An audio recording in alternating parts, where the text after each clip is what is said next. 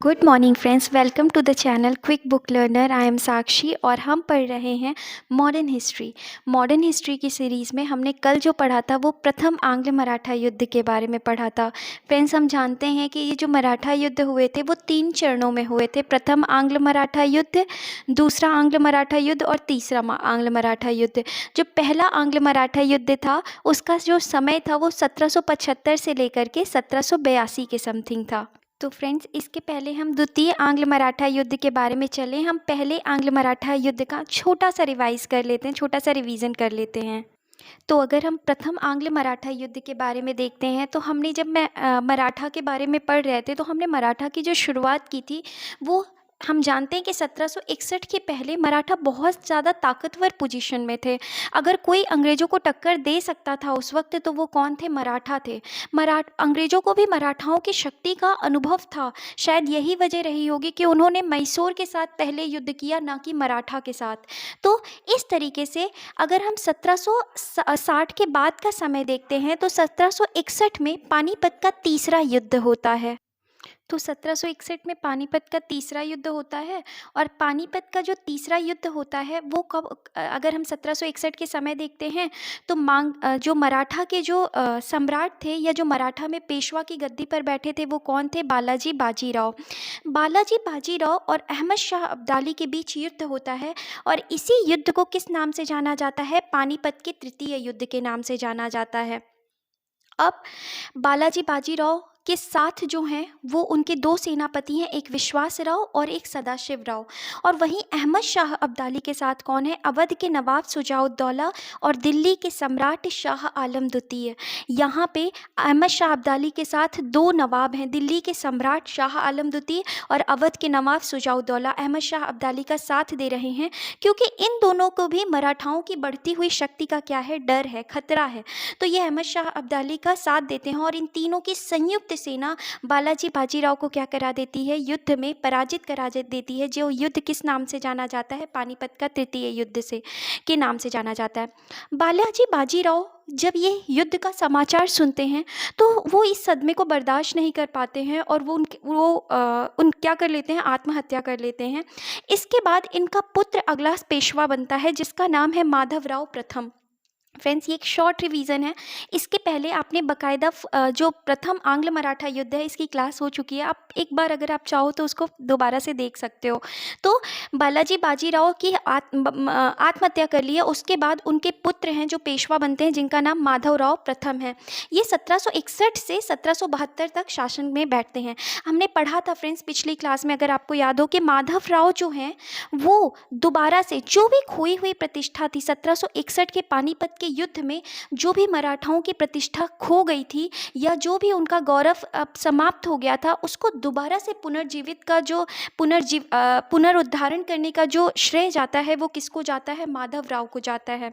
माधवराव ने दोबारा से, क्योंकि हमने पढ़ा था कि 1764 में बक्सर की संधि के द्वारा क्या किया गया था? शाह आलम द्वितीय को दिल्ली की गद्दी से हटाकर इलाहाबाद में बैठा दिया जाता है। ससम्मान सहित माधवराव क्या करते हैं? उनको दोबारा से दिल्ली के गद्दी पर बैठाते हैं।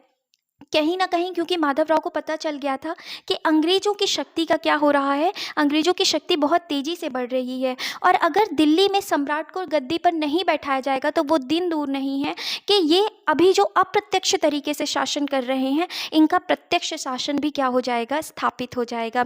तो इस तरह से माधवराव ने सारा जो भी क्षेत्र 1761 के बाद हार गए थे वो सभी क्षेत्र को वो क्या कर लेते हैं? जीत लेते हैं। माधवराव को टीबी की बीमारी थी, क्षय रोग था, वो उनकी मृत्यु हो जाती है 1772 में। तो इसके बाद जो अगला शासक बनता है वो नारायण राव बनता है। अब माधवराव का बेटा नारायण राव गद्दी पर बैठा हुआ है मात्र एक बहुत थोड़ी समय के लिए, 1772 से 1773 के लिए। ऐसा क्यों कि ये बहुत कम समय के लिए पेशवा बना? क्योंकि नारायण राव के चाचा थे रघुनाथ राव। नारायण राव के चाचा रघुनाथ राव क्या करते हैं, अब उनको ना लालच हो गया था कि मुझे पेशवा की गद्दी पर बैठना है। जब रघुनाथ राव को लालच हो जाता है कि उन्हें पेशवा की गद्दी पर बैठना है, तो इसी लालच के चलते वो अपने भतीजे नारायण राव की क्या कर देते हैं, हत्या कर देते हैं। अब नारायण राव की हत्या कर दिए, अब उनको लगता है कि भैया अब तो मुझे पेशवा की गद्दी क्या हो जाएगी, मिल जाएगी। किसको लगता है? रघुनाथ राव को। लेकिन उस समय अगर हम मराठों में देखते हैं तो दो सरदारों का बहुत ज़्यादा क्या था, प्रभुत्व हुआ करता था, नाना फडणवीस और महादजी सिंधिया। ये दोनों ही मिलकर रघुनाथ राव को गद्दी पर, पेशवा की गद्दी पर नहीं बैठने देते हैं। अब फ्रेंड्स, पेशवा की गद्दी पर नहीं बैठने देंगे तो अब क्योंकि ये रघुनाथ राव ने नारायण राव की हत्या कर दी है, तो अब पेशवा की गद्दी पर बैठेगा कौन? तो ये नारायण राव का बहुत अभी मतलब अल्पायु पुत्र रहता है, जिसका नाम रहता है माधवराव नारायण राव द्वितीय। इसको गद्दी पर बैठाया जाता है, और क्योंकि ये बहुत छोटा रहता है तो इसका संरक्षण कौन करता है? नाना फडणवीस और महादजी सिंधिया। और इन्हीं के नेतृत्व में एक 12 भाई परिषद बनाई जाती है, एक तरीके की मंत्री परिषद हम कह सकते हैं थी, क्योंकि ये बहुत छोटा था आयु में और ये शासन व्यवस्था तो संभाल नहीं सकता था। इसी वजह से नाना फडणवीस और महादजी सिंधिया क्या करते हैं, इनके ताकि शासन बहुत अच्छे से हो सके तो वो एक परिषद बनाते हैं, एक काउंसिल बनाते हैं, जिसको क्या कहा जाता है? 12 भाई परिषद कहा जाता है। अब क्या हुआ है, रघुनाथ राव को गद्दी पर बैठने नहीं दिया गया है। अब वो क्या करेगा? अब वो भागे भागे जाएगा कहाँ? बम्बई जाएगा, और वहाँ जाकर वो क्या करेगा? वहाँ जाकर अंग्रेजों से मदद मांगेगा। क्यों? क्योंकि उसको पेशवा की गद्दी पर बैठना है। किसकी जगह पर? माधवराव नारायण द्वितीय की जगह पर। अब रघुनाथ राव तुरंत कहाँ जाएगा? बम्बई में जाएगा, अंग्रेजों से मुलाकात करता है और अंग्रेजों से क्या करता है? मदद मांगता है। अंग्रेज, अब यहाँ से आप देख रहे हो, जो लड़ाई घर पे हो रही थी, एक तरीके का गृह युद्ध था, वो उन्होंने क्या बना दिया? अब यहाँ पर अंग्रेजों की मध्यस्थता ले ली है। अब बीच में किसका आगमन हो रहा है? अंग्रेजों का। और अंग्रेज अगर हस्तक्षेप करने का मौका दिया तो राज्य छीनने का वो मौका बिल्कुल नहीं छोड़ते थे। अब इस तरीके से फ्रेंड्स, अंग्रेज कहते हैं किससे? रघुनाथ राव से, अच्छा आप मेरे से मदद लेने आए हो, तो अगर मदद लेने आए हो तो अब आपको क्या करनी पड़ेगी? संधि करनी पड़ेगी। आपको ये प्रॉमिस करना पड़ेगा कि अगर हम आपको पेशवा बनाते हैं तो आपको हमें ये सुविधाएं देनी पड़ेंगी। तो इस संधि के दौरान रघुनाथ जो था वो क्या कहता है कि अगर मैं विजय हो जाता हूँ तो सालसेठ, जो कि बम्बई में है, बम्बई वाला क्षेत्र है, मराठों के अधीन आता था, बेसिन, भड़ोच और सूरत जिलों के राजस्व का एक भाग वो अंग्रेजों को देना क्या कर देता है? कबूल कर देता है। और इस संधि के अंतर्गत 1.5 लाख रुपए मासिक खर्च के बदले 2500 सैनिक की सहायता माधवराव के विरुद्ध। माधवराव कौन था? आपको पता है ना कि माधवराव कौन था? माधवराव नारायण द्वितीय, जिसको गद्दी पर बैठाया गया। तो इसके विरुद्ध वो क्या कहता है कि मैं 1.5 लाख रुपए मासिक खर्च करूंगा आपके ऊपर, और जो अंग्रेज कंपनी है, अंग्रेज कंपनी को क्या देनी पड़ेगी? हमको सेना देनी पड़ेगी। तो इस तरीके से रघुनाथ राव और अंग्रेजों के बीच संधि हो जाती है, और उसी संधि को क्या कहा जाता है? सूरत की संधि कहा जाता है फ्रेंड्स। लेकिन हमको पता है कि ये प्रथम आंग्ल मराठा युद्ध की बात कब हो रही है? 1775 की। और 1773 में एक एक्ट आया था, रेगुलेटिंग एक्ट, जिसमें कहा गया था कि बॉम्बे प्रेसिडेंसी और मद्रास प्रेसिडेंसी से जुड़े सारे निर्णय कौन करेगा? कलकत्ता प्रेसिडेंसी। लेकिन यहाँ पे सूरत की संधि हो रही है बम्बई प्रेसिडेंसी और रघुनाथ राव के बीच, लेकिन कलकत्ता प्रेसिडेंसी को तो इस बात की खबर ही नहीं है। तो ये उसकी अपनी प्रभुसत्ता का क्या मानते हैं? हनन मानते हैं, और तुरंत ही सूरत की संधि को क्या कर देते हैं? रद्द कर देते हैं। और वो क्या करेंगे? अब सूरत की संधि की जगह पुरंदर की संधि करेंगे। किसके साथ करेंगे पुरंदर की संधि? नाना फडणवीस और महादजी सिंधिया के साथ करेंगे, और कहेंगे कि हम रघुनाथ राव का किसी भी तरीके से साथ नहीं देंगे, माधवराव नारायण द्वितीय जो हैं वही पेशवा बने रहेंगे। इस तरीके से अब, लेकिन जब ये बात कहाँ पता चलती? क्योंकि अब युद्ध की स्थिति बनी हुई है, कहाँ पे? मतभेद की स्थिति बनी है बॉम्बे प्रेसिडेंसी और कलकत्ता प्रेसिडेंसी के बीच। तो जब ये बात कहाँ पता चलती है? ब्रिटेन में पता चलती है, और ब्रिटेन से कोर्ट ऑफ डायरेक्टर्स का क्या आता है? कोर्ट ऑफ डायरेक्टर्स का एक निर्णय आता है, और वो क्या कहते हैं कि पुरंदर की संधि को अवमान्य घोषित कर देते हैं। कहते हैं कि पुरंदर की संधि सही नहीं है, आपको जो संधि को जिस संधि को मान्य देते हैं, मान्यता देते हैं, वो सूरत की संधि होती है। मतलब अब अंग्रेज किसको पेशवा बनाएंगे? रघुनाथ राव को पेशवा बनाएंगे। अब वो मान जाते हैं और इसके चक्कर में क्या होता है, सूरत की संधि के ही चक्कर में क्या होगा, प्रथम आंग्ल मराठा युद्ध होगा। लेकिन प्रथम आंग्ल मराठा युद्ध के समय, ये युद्ध का दौरान जी, ये 1782 के समथिंग अगर आप देखोगे तो मैसूर युद्ध भी चल रहा था। तो अब क्योंकि अगर मराठा की पूरी सेना अगर अंग्रेजों के खिलाफ लग जाती तो मैसूर का युद्ध जीतना अंग्रेजों के लिए बहुत मुश्किल हो जाता, कठिन हो जाता। इसलिए वो पहले युद्ध में मराठों के साथ क्या करते हैं, झुक जाते हैं थोड़ा, और यहाँ पर मराठों की विजय होती है एक तरीके से। और कौन सी संधि होती है? सालवाई की संधि होती है, जिसमें जो भी क्षेत्र एक दूसरे के युद्ध में जीते गए थे वो एक दूसरे को वापस लौटा दिए जाते हैं, और इस तरीके से अंग्रेज कंपनी और मराठों के बीच एक शांति की स्थिति उत्पन्न हो जाती है। अब आज हम फ्रेंड्स जिस आंग्ल मराठा युद्ध की बात कर रहे हैं वो दूसरा आंग्ल मराठा युद्ध था, जो कि 1802 से 1806 तक चलता है। ये जो दूसरा आंग्ल मराठा युद्ध था वो हुआ क्यों, आखिर इसकी क्या वजह थी कि ये हमने देखा था रघुनाथ राव जो था उसकी वजह से सूरत की संधि हुई और अंग्रेजों को मौका मिला और इस तरीके से पहला आंग्ल मराठा युद्ध हो रहा है। लेकिन आखिर दूसरे आंग्ल मराठा युद्ध की क्या वजह थी, तो ये चीज़ हम देखते हैं यहाँ पर। तो फ्रेंड्स जिस तरीके से पहला जो आंग्ल मराठा युद्ध राघोबा की मूर्खता की वजह से हुआ है था, रघुनाथ की मूर्खता की वजह से हुआ था, तो जो आप दूसरा और तीसरा आंग्ल मराठा युद्ध देखेंगे वो उसके पुत्र बाजीराव द्वितीय की मूर्खता की वजह से प्रारंभ होता है। किस तरीके से हमने देखा था कि अंग्रेज वहाँ पर झुक गए थे प्रथम आंग्ल मराठा युद्ध में, जिसमें सालबाई की संधि होती है। सालबाई की संधि जब हो रही थी तब वहाँ पर अंग्रेज इस वजह से झुक गए थे क्योंकि उनका उस वक्त द्वितीय आंग्ल मैसूर युद्ध चल रहा था।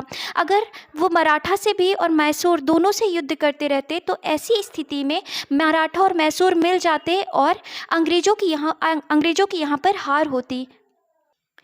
और उस वक्त जब सालबाई की संधि हुई थी तो रघुनाथ राव को शांत करने के लिए, क्योंकि अब वो मराठा साम्राज्य से झगड़ा नहीं मोल सकते थे, और उस वक्त जो मराठा साम्राज्य में पेशवा थे वो कौन थे, माधवराव नारायण राव द्वितीय। अब रघुनाथ राव को भी तो संतुष्ट करना था, तो अंग्रेजों ने क्या किया था, अंग्रेजों ने उन्हें पेंशन दे दी थी कि भैया तुम पेशवा मत बनो, अभी तुम्हें भी बनाएंगे लेकिन तुम पेंशन ले लो, खुश रहो। रघुनाथ राव भी पैसे पाकर क्या हो जाता है, खुश हो जाता है। इस तरीके से सालबाई की संधि हो जाती है और प्रथम आंग्ल मराठा युद्ध क्या हो जाता है, खत्म हो जाता है। शुरुआत होती है दूसरे आंग्ल मराठा युद्ध की। जहां पहला आंग्ल मराठा युद्ध रघुनाथ की वजह से हुआ, वहां दूसरा आंग्ल मराठा युद्ध और तीसरा उसके पुत्र बाजीराव द्वितीय की मूर्खता की वजह से होगा। कैसे? वास्तव में 1795 ईस्वी में पेशवा माधवराव नारायण राव द्वितीय ने क्या कर ली थी, आत्महत्या कर ली। तब फिर रघुनाथ के बेटे बाजीराव द्वितीय को क्या बनाया गया, पेशवा बनाया गया था। 1795 ईस्वी में इधर अगर हम देख रहे हैं तो महज्जी सिंधिया और 1800 ईस्वी में नाना फडणवीस की भी क्या हो जाती है, मृत्यु हो जाती है। फ्रेंड्स हमने पिछली क्लास में पढ़ा था कि महज्जी सिंधिया और नाना फडणवीस जो थे ये मराठा साम्राज्य के बहुत महत्वपूर्ण क्या थे, अंग थे, ये बहुत इंपॉर्टेंट सरदार हुआ करते थे। तब बाजीराव द्वितीय मराठा राजनीति में खुल करके क्या करने लगा था, हस्तक्षेप करने लगा था। इस समय पुणे पर नियंत्रण करने के लिए विभिन्न राज्यों में क्या मची हुई थी, होड़ मची हुई थी। हर कोई राज्य जो था, मराठा के आसपास वाले जो राज्य थे वो पेशवा बनने की चाहत में क्या करते थे, मराठा के ऊपर या पुणे पर क्या करते थे, पेशवाओं के ऊपर क्या करना चाहते थे, आक्रमण करना चाहते थे। तो ये मराठा कॉन्फेडरेसी थी। जैसे यहाँ पर पेशवा बैठे हुए हैं, यहाँ पर कौन बैठा है, बाजीराव द्वितीय बैठा हुआ है। अब यहाँ से सिंधिया और होलकर ये लोग क्या चाहते हैं, ये चाहते हैं कि यहाँ पर हम क्या कर दें, पेशवा के ऊपर आक्रमण कर दें और इनको हटा करके गद्दी पर कौन बैठ जाए, हम बैठ जाएं। इस तरह से अलग अलग राज्य के लोग क्या चाहते थे, पेशवा की गद्दी पर बैठना चाहते थे। तो पुणे पर जशवंत राव होलकर, फ्रेंड्स अभी हमने देखा था होलकर कहाँ पर बसे हुए थे, यहाँ इंदौर में। तो अगर हम देखें तो पुणे पर जशवंत राव होलकर तथा सिंधिया, आप अगर देखोगे यहाँ सिंधिया बैठे हुए हैं ग्वालियर में। तो यहाँ से जशवंत राव होलकर पेशवा की गद्दी पर को हटाना, पेशवा की गद्दी पर खुद बैठना चाहते हैं और पेशवा जो है उसे हटाना चाहते हैं। यहाँ सिंधिया है, तो सिंधिया में कौन थे, दौलत राव सिंधिया, वो भी क्या करना चाहते हैं, वो भी यहाँ पर पेशवा के ऊपर आक्रमण करके यहाँ पर पेशवा की गद्दी खुद पाना चाहते हैं। तो इस तरह से अलग अलग राज्यों में क्या मची हुई है, होड़ मची हुई है कि कौन को किसी तरीके से पेशवा को हटाएं और हम पेशवा की गद्दी पर बैठ जाएं। बाजीराव द्वितीय ने, जब उनको पता चलता है कि अच्छा ये होलकर और सिंधिया जो कर रहे हैं हमारे खिलाफ, ये सारी राजनीति कर रहे हैं, तो वो जसवंत राव होलकर जो कि इंदौर के थे, जसवंत राव के भाई बिट्टू जी की क्या कर देते हैं, हत्या कर देते हैं। इस पे पुणे पर जसवंत राव ने क्या कर दिया था, आक्रमण कर देते हैं और बाजीराव द्वितीय का क्या हो जाते हैं, पराजित हो जाते हैं। तो इस तरीके से फ्रेंड्स यहाँ पर अगर आप देखोगे तो ये होलकर हैं। इस यहाँ पर बाजीराव ने क्या कर दिया है, बाजीराव ने यहाँ जसवंत राव होलकर के भाई बिट्टू जी की क्या कर दी है, हत्या कर दी है, जिससे यहाँ होलकर क्रोधित हो जाते हैं और यहाँ पुणे पर पेशवा की गद्दी पर आके खुद बैठ जाते हैं। अब बाजीराव द्वितीय फिर से क्या होगी, अंग्रेजों की एंट्री होगी। बाजीराव भागे भागे कहाँ जाएगा, अंग्रेजों के पास। तब बाजीराव भागकर बेसिन चला जाता है अंग्रेजों के साथ पाने के लिए। तो अब वहाँ पर जाके वो एक संधि करता है और उसी संधि को क्या कहा जाता है, बेसिन की संधि कहा जाता है। फ्रेंड्स 1802 में ये संधि हुई थी, बेसिन की संधि। इसी संधि के द्वारा अब द्वितीय आंग्ल मराठा युद्ध का क्या होगा, आगाज होगा। और इस तरीके से जो अब अंग्रेज जो हैं वो फिर से युद्ध में क्या हो जाएंगे, संलग्न हो जाएंगे, युद्ध में लग जाएंगे। किनके साथ, मराठों के साथ। तो अब बाजीराव द्वितीय कहाँ चला गया है, बेसिन चला गया है, अंग्रेजों के साथ क्या कर रहा है, संधि कर रहा है।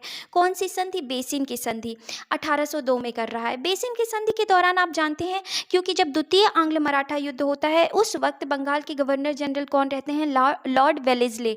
लॉर्ड वेलेस्ले ने सहायक संधि लाई थी। वो तुरंत सहायक संधि की बात करते हैं और इस बात को बाजीराव द्वितीय क्या कर लेता है, स्वीकार कर लेता है। तो अब इस संधि के अनुसार पुणे का जो पेशवा था, पुणे का पेशवा कौन, बाजीराव द्वितीय, वो लॉर्ड वेलेस्ले की सहायक संधि में क्या हो जाता है, बंध जाता है। इसी बेसिन की संधि के बाद द्वितीय आंग्ल मराठा संघर्ष अगस्त 1803 से क्या हो जाता है, प्रारंभ हो जाता है। लॉर्ड वेलेस्ले के नेतृत्व में अंग्रेजी सेना ने सितंबर 1803 में असाई, जो कि कहाँ पड़ता है, महाराष्ट्र के युद्ध में सिंधिया और भोसले की संयुक्त सेना को क्या कर दिया था, पराजित कर दिया है। तो अब इस तरीके से अब वो क्या कर रहे हैं, युद्ध करेंगे और उन्होंने सिंधिया और भोसले की संयुक्त सेना को क्या कर दिया है, पराजित कर दिया है। कौन से युद्ध में, असाई का युद्ध कहा जाता है या महाराष्ट्र का युद्ध कहा जाता है। इसमें उन्होंने, अंग्रेजों ने 1803 में सिंधिया और भोसले को क्या कर दिया है, पराजित कर दिया है। अब वो आगे बढ़ेंगे दिसंबर 1803 में। फ्रेंड्स ये कुछ इंपॉर्टेंट क्वेश्चन है, क्योंकि अब सिंधिया और भोसले को उन्होंने हरा दिया है और हराने के बाद अंग्रेज क्या करते थे, संधि करते थे। तो अंग्रेज और भोसले के बीच जो संधि होती है उसको कौन सी संधि कहा जाता है, देवगांव की संधि कहा जाता है। इस संधि में भी क्या होगा, वेलेस्ले कहेंगे कि आपको हम अपने दरबार में हमारा एक अंग्रेजी रेजिडेंट रखना अनिवार्य होगा। आप किससे मित्रता बनाएंगे, किससे नहीं, ये सब कुछ कौन तय करेगा, वो अंग्रेजी रेजिडेंट। और क्या कहेंगे कि आपके दरबार में हमारी सेना होगी, आप उसका खर्चा उठाएंगे। तो इस तरीके से ये जो सहायक संधि थी वो अंग्रेज करते थे। तो देवगांव की संधि में भी, देवगांव की संधि किसके साथ हुई है, भोसले के साथ हुई है। और देवगांव की संधि में भी क्या कर रहे हैं, ये इस तरीके की बात कर रहे हैं। अब दूसरा युद्ध होता है लासलवाड़ी का युद्ध। लासलवाड़ी का युद्ध जो होता है वो अंग्रेजों और सिंधियाओं के मध्य होता है। यहाँ पर वो सिंधिया से क्या करते हैं, सुरजी अर्जुन गांव की क्या कर रहे हैं, संधि कर रहे हैं। इस तरीके से डीग और फारूखी के युद्ध में, डीग और फारूखी के युद्ध में अंग्रेजों ने होलकर को पराजित कर दिया। लेकिन इसके तुरंत बाद वेलेस्ले को वापस बुला लिया गया और कॉर्नवालिस को भेजा गया। लेकिन भारत पहुँचते ही कॉर्नवालिस की भी क्या हो जाती है, मृत्यु हो जाती है। और फ्रेंड्स कभी क्वेश्चन पूछे कि कॉर्नवालिस की समाधि कहाँ बनाई गई है, तो गाजीपुर में बनाई गई है। तो इस तरीके से कॉर्नवालिस की भी क्या हो जाती है, मृत्यु हो जाती है। और उसकी मृत्यु के बाद जॉर्ज बार्लो भारत आता है। अब क्योंकि होलकरों से भी तो उसने जीता है ना, होलकर से भी वो जीत गए हैं। तो अब होलकर से वो कौन सी संधि करेंगे, राजापुर की संधि करेंगे 1805 में। और इसी संधि के साथ ये जो दूसरा आंग्ल मराठा युद्ध था वो भी क्या हो गया है, समाप्त हो गया है। तो फ्रेंड्स अगर हम ध्यान से देखें तो यहाँ उन्होंने सिंधिया और भोसले की संयुक्त सेना को पराजित किया है। भोसले के साथ कौन सी संधि की है, देवगांव की संधि की है। और यहाँ लासलवाड़ी के युद्ध में सुरजी अर्जुन गांव की जो संधि हुई है वो किसके साथ की है, ग्वालियर के साथ की है। डीग और फारूकी का जो युद्ध हुआ था उसमें अंग्रेजों ने होलकर को पराजित करके होलकरों के साथ कौन सी संधि की है, राजापुर की क्या की है, संधि की। अब इस तरीके से यहाँ होलकरों को, भोसले को नागपुर में हराकर, अगर आप देखो यहाँ भोसले को नागपुर में हराया, इंदौर में होलकरों को हराया, और यहाँ पेशवा को हरा रहे हैं तो, और सिंधिया को हराया। इस तरीके से उन्होंने मराठा जो कॉन्फेडरेसी थी उसको पूरी तरीके से तोड़ कर रख दिया था। और अब जो मराठा है उनकी शक्ति बहुत कम हो गई है, बहुत कम। और एक ये नाम मात्र का 1 साल का युद्ध होगा जिसको हम तीसरा मराठा युद्ध कहेंगे, जो 1817 से 1818 तक के बीच में चलेगा। ये मात्र एक नाम मात्र का एक चिंगारी थी जो अंग्रेज खुद जलाते हैं और मराठाओं को अब जड़ से क्या कर देना चाहते हैं, समाप्त कर देना चाहते हैं। तो फ्रेंड्स, तीसरा आंग्ल मराठा युद्ध जो चलता है वो 1817 से 1818 के टाइम पे चलता है। और इस वक्त जो बंगाल का गवर्नर जनरल था वो कौन था, लॉर्ड हेस्टिंग्स था। और तीसरा आंग्ल मराठा युद्ध भी जिस पेशवा के शासनकाल में चलता है वो कौन रहता है, बाजीराव द्वितीय ही रहता है। तो अगर हम द्वितीय आंग्ल मराठा युद्ध के बाद की स्थिति देखते हैं तो मराठाओं की शक्ति दिन पर दिन क्या होती जा रही है, कमज़ोर होती चली गई है। इस युद्ध के समय बंगाल का गवर्नर जनरल लॉर्ड हेस्टिंग्स था। इस तीसरे आंग्ल मराठा संघर्ष के दौरान लॉर्ड हेस्टिंग्स ने मई 1816 में भोसले के साथ कौन सी संधि की थी, नागपुर की संधि की थी। और जून 1816 में पेशवा के साथ क्या की है, पुणे की संधि की है। और इसी के साथ सिंधिया के साथ कौन सी संधि की है, ग्वालियर की संधि की है। फ्रेंड्स, ये बात होती है किस तरीके से कि जब तृतीय आंग्ल मराठा युद्ध शुरू होता है तो यहाँ पर बाजीराव द्वितीय क्या करते हैं, वो अंग्रेजों से एक बार फिर से खड़े होकर लड़ने की क्या करते हैं, ताकत रखते हैं। एक बार फिर से हौसला करके फिर से अंग्रेजों से क्या करना चाहते हैं, लड़ाई करना चाहते हैं। तो वो यहाँ क्या करते हैं, होलकर अप्पा साहब जो थे, अप्पा साहब को क्या करते हैं, कहते हैं कि आप जाइए, आप नागपुर की तरफ से लड़िए। और बाजीराव खुद कहाँ से सेना को ले जाते हैं, पूना की तरफ से ले जाते हैं। और दोनों ही तरफ से जब वो अंग्रेजों से लड़ते हैं तो उनकी क्या हो जाती है, हार हो जाती है। और इसी बात से अब क्या होगा, संधि होगी। और ये जब संधि मानने को मना करेंगे तो अब पूरी तरीके से जो अंग्रेज हैं वो मराठाओं को क्या कर देंगे, जड़ सहित उठाकर बाहर निकाल देंगे, फेंक देंगे। और यहाँ से फिर हमको मराठा शक्ति का कोई उद्भव या कुछ भी नहीं देखने को मिलता है। तो यहाँ पर देखिए, भोसले के साथ कौन सी संधि की है, नागपुर की संधि। पेशवा के साथ पुणे की संधि की है। और ग्वालियर में बेटा, ग्वालियर में सिंधिया के साथ क्या की है, ग्वालियर की संधि की है। तो और जब तीनों ने संधि का उल्लंघन किया तब अंग्रेजों ने इन तीनों के विरुद्ध अभियान करते हुए 1817 ईस्वी में किरकी के युद्ध में किसको हराया, पेशवा को हरा रहे हैं। सीतलवाड़ी के युद्ध में सिंधिया को, और महीदपुर के युद्ध में होलकर को पराजित कर रहे हैं। फ्रेंड्स, ये कुछ इंपॉर्टेंट फैक्ट्स होते हैं जो पूछा जाता है कि किरकी का युद्ध आखिर प्रथम आंग्ल मराठा युद्ध में हुआ था, द्वितीय या तृतीय। तो हमें पता होना चाहिए कि किरकी का युद्ध जो हुआ था वो तृतीय आंग्ल मराठा युद्ध के समय में हुआ था। और किरकी के युद्ध में अंग्रेजों ने पेशवा को हराया था, सीतलवाड़ी के युद्ध में सिंधिया को, और महीदपुर के युद्ध में होलकर को क्या कर दिया है, पराजित कर दिया है।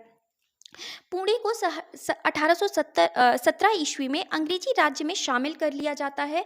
और बाजीराव द्वितीय को 8 लाख रुपए का वार्षिक पेंशन देकर कानपुर के निकट बिठूर स्थान पर क्या कर दिया गया है, निर्वासित करके भेज दिया गया है, जहां पर 1852 में उनकी क्या हो जाती है, मृत्यु हो जाती है। अब यहाँ से ये संधि होगी, यहाँ पे ये जो संधि हो रही है इसमें यही बात की जाएगी कि अब पेशवा का पद पूरी तरीके से क्या कर दिया जाएगा, समाप्त कर दिया जाएगा। जो आखिरी पेशवा के रूप में जो बैठे हुए हैं गद्दी पर वो कौन थे, बाजीराव द्वितीय थे। इसके बाद पेशवा के जैसा कोई पद नहीं रहेगा। पेशवा को उनकी गद्दी से हटा दिया जाता है और कानपुर के पास एक छोटा सा स्थान है बिठूर, वहां पर क्या कर दिया जाता है, निर्वासित कर दिया जाता है, भेज दिया जाता है, जहां पर उनकी 1852 में क्या हो जाती है, मृत्यु हो जाती है। फिर हम इसी के आगे फ्रेंड्स देखेंगे कि इन्हीं का पुत्र रहता है, दत्तक पुत्र रहता है बाजीराव द्वितीय का, जिसका नाम रहता है नाना साहेब, या जिसको दोदू पंत के नाम से भी जानते हैं। वो दत्तक पुत्र रहता है, अडॉप्टेड सन रहता है। और जब वो पेंशन की मांग करता है तो अंग्रेज मना कर देते हैं। और फिर तभी नाना साहेब जो थे वो कानपुर से 1857 की स्वतंत्रता क्रांति में क्या करते हैं, पार्टिसिपेट करते हैं। तो इस तरीके से फ्रेंड्स तृतीय आंग्ल मराठा युद्ध भी क्या होता है, समाप्त होता है। अगर आपको ये सेशंस अच्छे लगे हों, आपको पसंद आए हों, तो प्लीज़ लाइक करें, सब्सक्राइब करें और शेयर करें। Thank you.